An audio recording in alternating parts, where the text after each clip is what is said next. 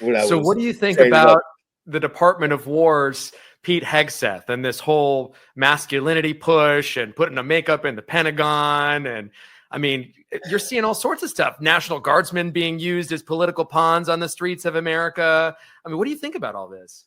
So I think number one, it's the Department of Defense because it can't change the name of it without a congressional approval, and that has not happened.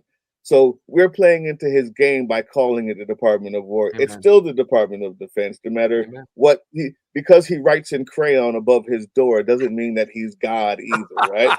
I'm not going to call him that.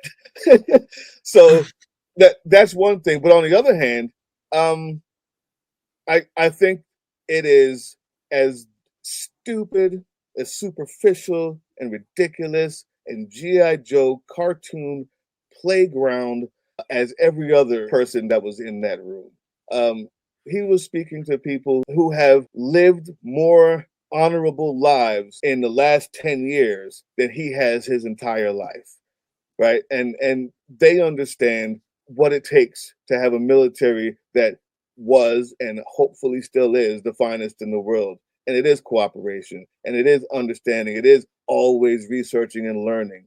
You don't play with GI Joes at the military academies. They learn history. They learn diversity. They understand why it works. They understand why we have a voluntary military instead of a draft, or instead of you have to be there when you turn 18, like other countries. So what he was doing exactly what you would expect someone who lives on TV does. He was playing a part. And everybody who's ever been in the military or ever had a military existence, a spouse, a child of, could see right through it. The only people who don't see through it are people who are as ignorant and as shallow as him. And unfortunately, that's also our president and half of his staff. As far as military in the streets, I can only say do not follow unlawful orders. If you're watching me today, do not follow unlawful orders.